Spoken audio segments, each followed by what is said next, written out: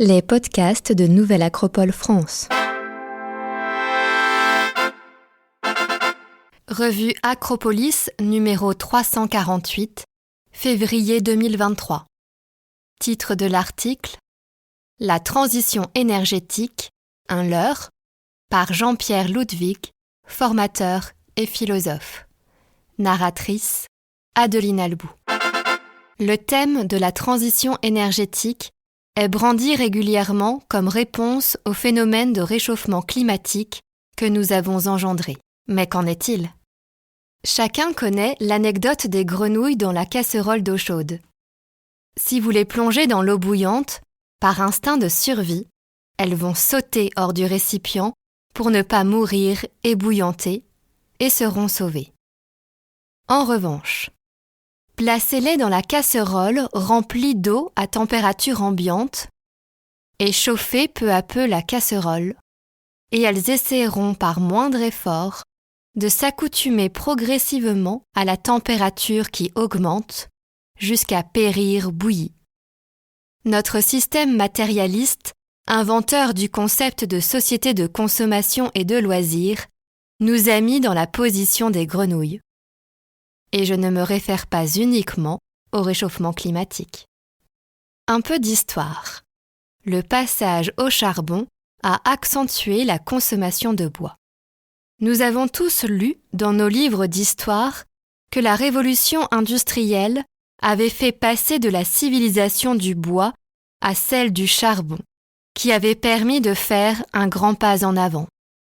Je ne discuterai pas sur le caractère approprié du pas en avant, car tout dépend du contexte. Terrain plat ou bordure de falaise. Le recul historique nous permet de constater qu'il n'y a pas eu transition du bois au charbon, mais bien au contraire, intensification de l'usage du bois pour produire du charbon. En effet, la production de charbon a nécessité des énormes quantités de bois pour étayer les kilomètres de galeries de mines, puis pour placer des millions de traverses de chemins de fer pour alimenter les centrales à partir des mines. Ce qui a fait que les pays en voie d'industrialisation de l'époque ont vu leur consommation de bois multipliée par 3, par 6, voire par 10 sur le demi-siècle concerné. Aujourd'hui, nous sommes confrontés à une situation analogue, bien que plus alarmante, car nous avons fait plusieurs pas en avant. Les énergies renouvelables utilisées pour prolonger la vie des énergies fossiles. En dehors du fait que la production des énergies renouvelables soit en progression, on oublie de signaler qu'elles sont souvent utilisées aux fins de maintenir et améliorer l'usage des infrastructures d'exploitation des énergies fossiles. À titre d'exemple, le plus grand parc éolien d'Europe, en mer du Nord, sert à fournir une énergie qui permet de réchauffer le fond de réserves pétrolières très visqueuses afin de prolonger l'exploitation des champs. Quand la transition verte nécessite davantage d'énergie fossile. Et pour ce qui nous est présenté comme des alternatives vertes durables, pour construire des voitures vertes, on utilise énormément d'énergie fossile, sans parler des batteries qui nécessitent l'extraction aux énergies fossiles des terres rares, pour produire l'acier, le plastique et tous les éléments composant le véhicule dans un processus qui, de plus, accélère l'obsolescence des produits qu'on cherche à remplacer. La même chose pour la confection des éoliennes à base d'acier, produits par les hauts fourneaux à charbon. On pourrait multiplier les exemples. Nous nous trouvons exactement dans la même situation, mais à un stade plus avancé, que durant la supposée transition énergétique du XIXe siècle.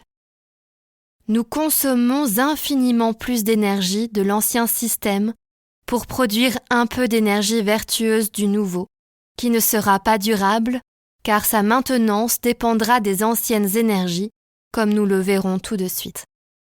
Une énergie de la nature n'est pas forcément une source d'énergie utilisable.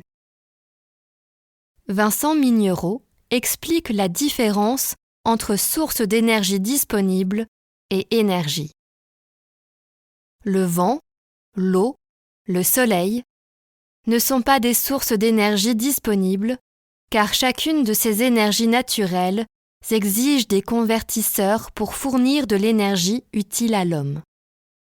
Ces convertisseurs sont simples ou complexes, moulins à eau ou barrages, moulins à vent ou éoliennes, centrales nucléaires ou à biomasse. Quant à l'hydrogène, son usage ne sera que confidentiel compte tenu de la gabegie énergétique que nécessite son extraction. Une énergie verte n'est pas forcément utilisable de façon durable. Tous ces convertisseurs exigent un accès aux énergies fossiles pour être construits, ainsi que pour en assurer la maintenance ou le remplacement. En effet, dans un système physique régi par l'usure et la loi universelle de l'entropie, le mouvement perpétuel n'existe pas. Tout ce qui est produit doit à un moment donné être remplacé, et il n'existe pas de système produisant plus d'énergie qu'il n'en consomme, c'est-à-dire qui pourrait assurer le surplus nécessaire à son entretien ou son remplacement. C'est pourquoi ces énergies vertes ne sont pas autoportantes et nécessitent d'autres énergies pour être converties. Vincent Mignereau explique en résumé que les seules sources d'énergie disponibles et renouvelables sont le bois, la biomasse qu'on peut brûler, et les calories alimentaires que l'homme trouve dans le vivant. L'effet mirage des pourcentages. Dès qu'on parle de transition, on se félicite que le pourcentage des énergies propres s'accroisse. Mais, comme le montre très bien Jean-Marc Jancovici dans ses conférences, ces taux de croissance ne réduisent pas la consommation d'énergie fossiles en valeur absolue. Ce n'est que la pente de la courbe de croissance qui s'infléchit un peu. Leur consommation continue à croître en parallèle de celle des énergies vertes.